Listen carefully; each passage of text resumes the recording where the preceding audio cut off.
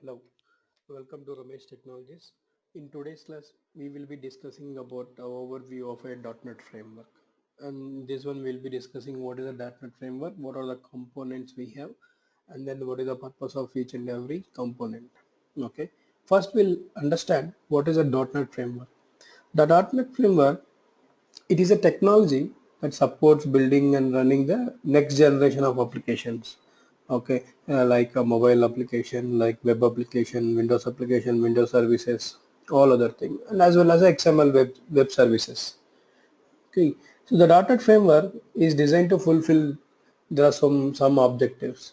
Okay, so the main this thing is to provide a consistent object-oriented programming environment, whether the object code is stored or and executed locally or executed locally but internet distributed or executed remotely. What is this mean by this point is, okay, so doesn't matter whether your entire code is there in a single machine, or you have some part of a code you have moved to some and you have hosted in some other application, and then at the end together you are executing, doesn't matter. So your .NET framework will allow you to do all these things. The main objective of this one is to distribute your code into multiple machines. Okay, we'll be discussing about these things later in our future videos. Okay, the next objective is to provide a code execution environment that minimizes the software deployments and versioning conflicts. Okay, and the next one is to provide a code execution environment that promotes safe execution of a code, including code created by unknown or semi-trusted third parties. Okay, what like if you have something like any other third party applications which is giving you the code or any references, so with that also you can just create a safely code execution environment. And the next one is to provide a code execution environment that eliminates the performance problems of scripted or interpreted environments. And this next one is to make the developer experience consist across widely varying types of applications such as Windows based application and a web based application. Okay, and to build all the communication on the industry standards to ensure the code based on the .NET framework can integrate with any other code. Okay, .NET framework mainly it consists of two things. One is a CLR, another one is a class library. So what is mean by CLR? CLR means Common Language Runtime. So Common Language Runtime is an environment, is a runtime environment for executing all the .NET applications. Like here what will happen is in .NET, so where each and when you are writing a program using it, whatever the language, it can be a C# or it can be a VB.NET or any other thing.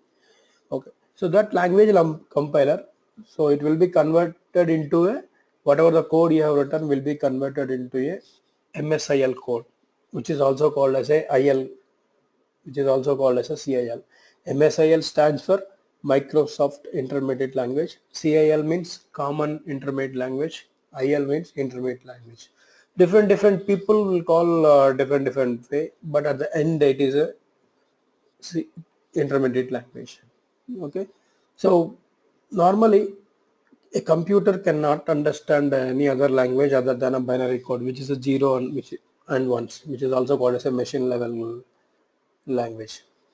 Okay, so whatever the language, whatever the code you write, at the end it should be converted into a zeros and ones. Otherwise, your operating system will not understand.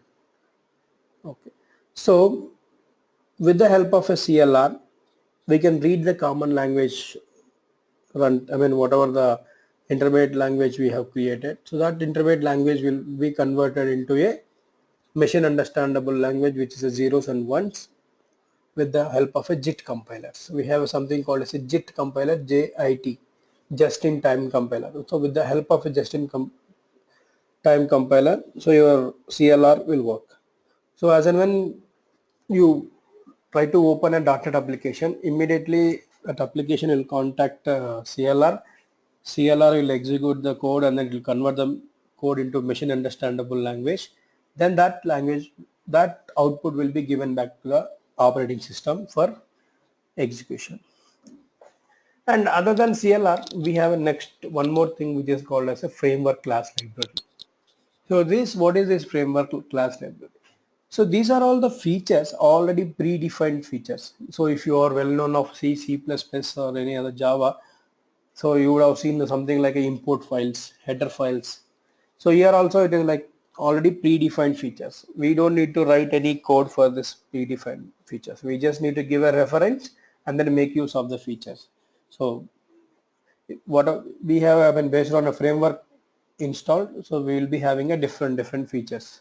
Like framework, initially it starts from 1.0, then 1.1, then 2.0, then 3.0, 3.5, 4.0, 4.5, later currently 4.6.1 also is running in the market.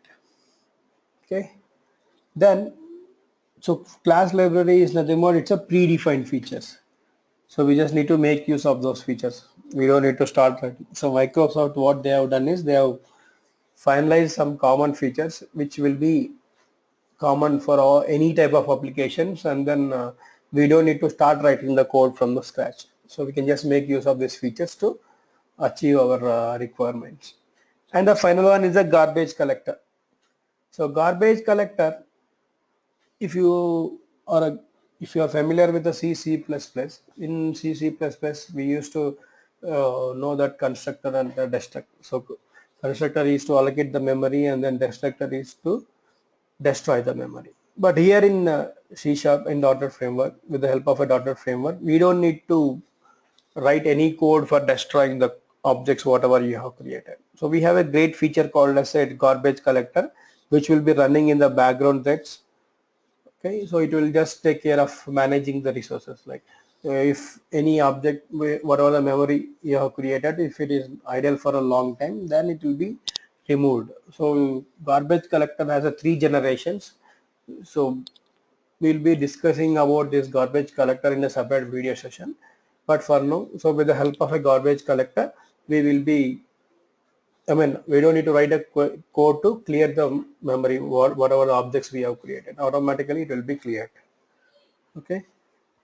So this is about a .NET framework. So that's it for today. Thank you all. Have a good day.